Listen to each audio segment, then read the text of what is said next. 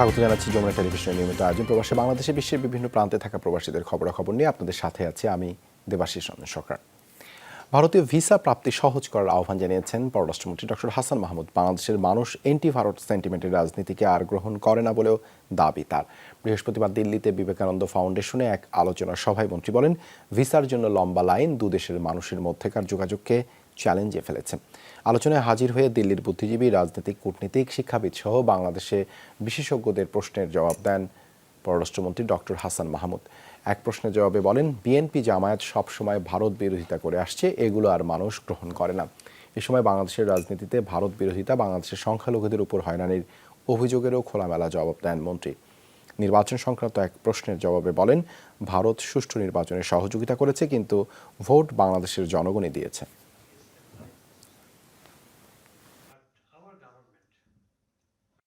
To make the easier the process, we are not in discussion to make the travel visa-free travel,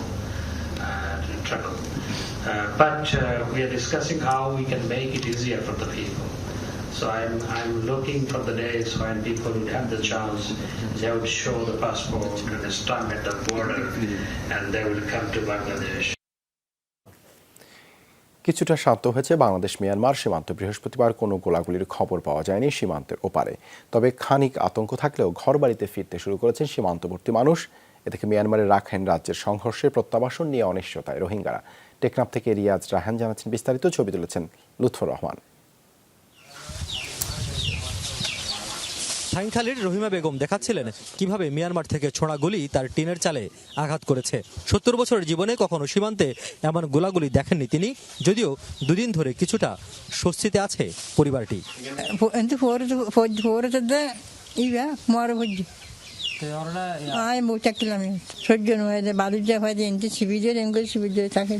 বুধ ও বৃহস্পতিবারে বড় কোনো সংঘর্ষের খবর পাওয়া যায়নি নাকিংছড়ি, উখিয়া বা টেকনাফ সীমান্তে। তাই ঘরবাড়ি, কৃষি জমিতে ফিরতে শুরু করেছেন সীমান্ত লাগোয়া মানুষ। গোলাগুলি শব্দ মাঝে মধ্যে ৫-৭ ফায়ার হয় আর কি। আগের মতো উরুস্ত রাতারাত দিন হয় না। ঠান্ডা আছে কিন্তু কোনো গোলাগুলি হয় নাই, কিন্তু অনেক দিনে ২-৩ দিন ৪-৫ দিন খুব অত্যন্ত গুলো ছিল, খুব ভয়াবহ ছিল। এখন একটু ২-৩ দিন আগে একটু বেশি আসলে এখন একটু কমবে, মাঝে মাঝে একটু এই ঘন্টা ২ ঘন্টা পর গুদ ফুটার এখনো। সীমান্তবর্তী মানুষের নিরাপত্তায় সব ধরনের ব্যবস্থা নেওয়ার কথা জানান স্থানীয় জনপ্রতিনিধিরা। ইয়ং যারা আছে, ছোট বাচ্চারা, তাদের মধ্যে একটা আতঙ্ক কাজ করতেছে। এখন পরিবেশ পরিস্থিতি শান্ত। যদি পরিবেশ পরিস্থিতি কোনো কারণে যদি আবার একটু আশঙ্কাজনক হয়ে যায়, তাহলে আমরা সর্বোচ্চ চেষ্টা করবো যে এলাকার মানুষ যেন ক্ষতিগ্রস্ত না হয়। এটা প্রশাসনিকভাবে আমাদেরকে নির্দেশনা দেওয়া আছে। শেষ বিকেলে মিয়ানমার থেকে অনুপ্রবেশকারী ১০০ জনকে তুমব্রু সরকারি প্রাথমিক বিদ্যালয় থেকে নেওয়া হয় টেকনাফের নীলা উচ্চ বিদ্যালয়ে। সেখানে আরও ৬৪ জনের সঙ্গে রাখা হয়েছে তাদের। এদিকে মিয়ানমারে চলমান সংঘাতে অস্থিরতা বিরাজ করছে রোহিঙ্গা ক্যাম্পগুলোতে। একদিকে অনিশ্চয়তায় প্রত্যাবাসন, অপরদিকে আবারও অনুপ্রবেশের শঙ্কা। হত্যা জায়গায় জানার নিরাপত্তা ভাই মারা অনারাত্ম ইয়ান চাই ঐক্য পার্টি মিলে যাবে গুন্ডু চলের ইয়ান লই জায়গায় অনিরাপদ হয়ে উঠে গিয়ে সীমান্ত অস্থিতিশীল পরিবেশ সৃষ্টি হয়েছে। তখনই কিন্তু সেখানে সীমান্তে থাকা রোহিঙ্গারা বাংলাদেশে অনুপ্রবেশ করেছে, কিন্তু এবারে কিন্তু সে ধরনের কোনো রোহিঙ্গা অনুপ্রবেশ করেনি। তবে এই ঘটনা যদি চলমান থাকে, সেখানে অবস্থান করা রোহিঙ্গারা যে কোনো মুহূর্তে বাংলাদেশে প্রবেশ করতে পারে। তবে কোনোভাবেই যাতে রোহিঙ্গা অনুপ্রবেশের ঘটনা না ঘটে, সেই ব্যাপারে সর্বোচ্চ কঠোর অবস্থানের কথা জানান বিজিবি কর্মকর্তারা। বাংলাদেশে অনুপ্রবেশকারী বিজিবি সদস্য সহ যারা মিয়ানমার থেকে এসেছেন, তাদের সবাইকে পর্যায়ক্রমে এই টেকনাফ এলাকায় নিয়ে আসা হবে এবং এরপর থেকেই মূলত জাহাজে করে তাদের দেশে ফেরত পাঠানোর যে প্রক্রিয়া, সেটি চলমান থাকবে। তবে শঙ্কার কথা হচ্ছে, এখন পর্যন্ত যে খবর, সে অনুযায়ী মিয়ানমারের ওপাশে বেশ কিছু রোহিঙ্গা এবং বিজিবি সদস্য বাংলাদেশ অনুপ্রবেশের অপেক্ষায় রয়েছে বলে জানা গেছে। যদি সেটি হয়, তাহলে এই যে পরিস্থিতি, সেটি ক্রমেই জটিল থেকে জটিলতর হবে। রিয়াজ রায়হান, যমুনা নিউজ, নীলা, টেকনাফ, কক্সবাজার। মিয়ানমার সীমান্তে নিহত বাংলাদেশিদের জন্য দেশটির কাছ থেকে ক্ষতিপূরণ চাওয়ার বিষয়টি পর্যালোচনা করে দেখছে সরকার। পররাষ্ট্র মন্ত্রণালয় বলছে, গত কয়েকদিনে প্রাণ ভয়ে আসা দেশটির সীমান্তরক্ষী বাহিনীর সদস্যদের সমুদ্রপথে ফিরিয়ে নেয়ার বিষয়টি প্রায় চূড়ান্ত। রুট পরিকল্পনা নিয়ে কাজ চলছে বলে জানিয়েছেন মুখপাত্র সেহেলি সাবরিন।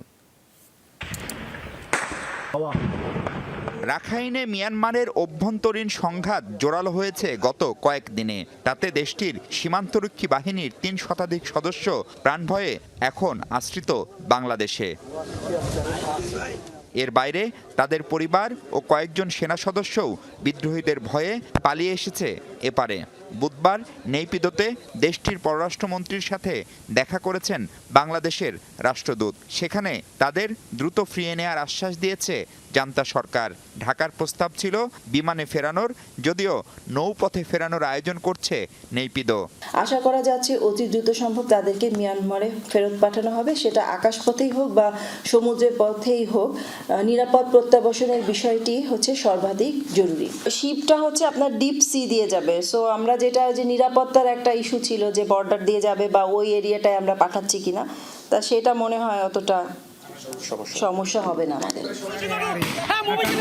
এরই মধ্যে ওপারের সংঘাতের বলি হয়েছে বাংলাদেশের মানুষ। আতঙ্কে সীমান্ত সংলগ্ন এলাকায় স্কুল কলেজ বন্ধ, ঘরবাড়িও ছেড়েছেন অনেকে। জীবন গেছে দুজনের, আহত অনেক মানুষ। মিয়ানমারের মর্টার শেল, গুলি এসে পড়েছে Bangladesh সীমানায়ও।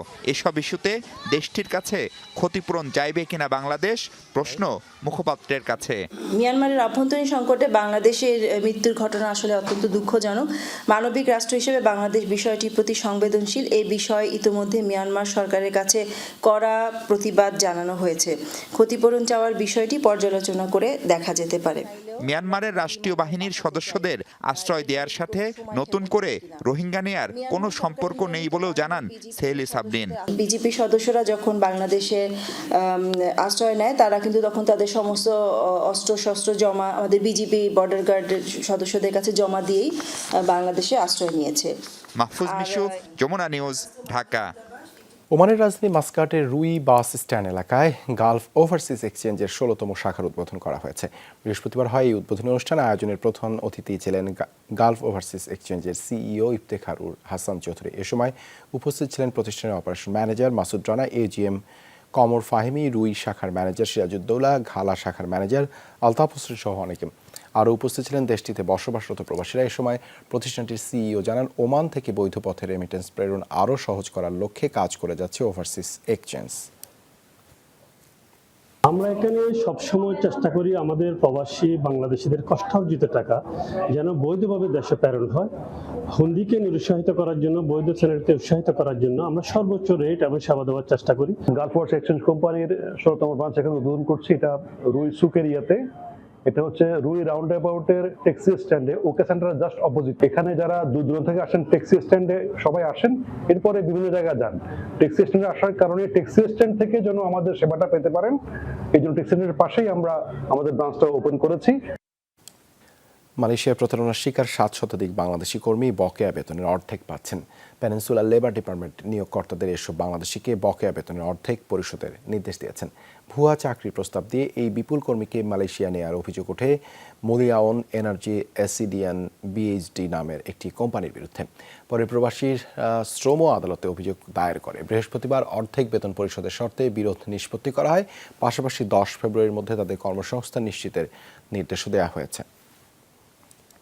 Bangladesh cricket club Austria BCC এর উদ্যোগে অনুষ্ঠিত হতে যাওয়া ইনডোর ক্রিকেট টুর্নামেন্ট অমর ২১ কাপ ২০২৪-এর ট্রফি উন্মোচন করা হয়েছে।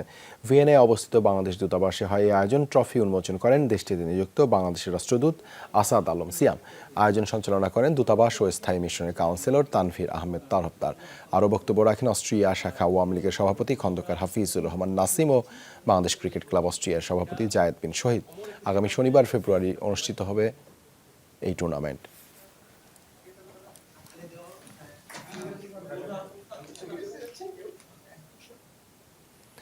আইএমএফের শর্ত পূরণের পরীক্ষায় পাশ করেছে বাংলাদেশ। সময় মতোই ঋণের তৃতীয় কিস্তি পাওয়া যাবে বলে আশাবাদী অর্থমন্ত্রী। তিনি বলেন, মার্চে আইএমএফের প্রতিনিধি দল বাংলাদেশ সফরে আসবে। অন্যদিকে দুর্বল ব্যাংক বাঁচাতে সবল ব্যাংকের সাথে একীভূত করা উচিত বলেও জানান অর্থমন্ত্রী। নতুন অর্থমন্ত্রীকে শুভেচ্ছা জানাতে বৃহস্পতিবার সচিবালয়ে আসেন আন্তর্জাতিক মুদ্রা তহবিল IMF এর আবাসিক প্রতিনিধি জায়েদ উদ্দে। সৌজন্য সাক্ষাৎ হলেও বৈঠকে গুরুত্ব পেয়েছে IMF এর ঋণ সহায়তার বিষয়টি।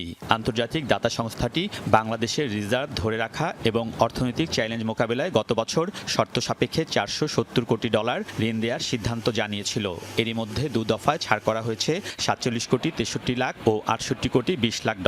এখন অপেক্ষা তৃতীয় কিস্তির। তবে এজন্য পূরণ করতে হবে রিজার্ভ আর রাজস্ব আদায়ের লক্ষ্য। অর্থমন্ত্রী জানান, এক্ষেত্রে ভালো অবস্থায় আছে বাংলাদেশ। যেগুলো তারা টার্গেট দিয়েছে বেশিরভাগই সেগুলো মিট করেছে আমাদের গভর্নমেন্ট। মানে পরীক্ষা পাস করছি, থিংস আর লুকিং আপ। এখন মার্চ মাসে আসবে, তারা আবার দেখবে, এটা তো ওদের চলতেই থাকে। অর্থমন্ত্রীর কাছে দুর্বল ব্যাংকগুলোকে সবল ব্যাংকের সাথে একীভূত করার বিষয়ে জানতে চাইলে তিনি এমন পরিকল্পনা যৌক্তিক বলে মন্তব্য করেছেন।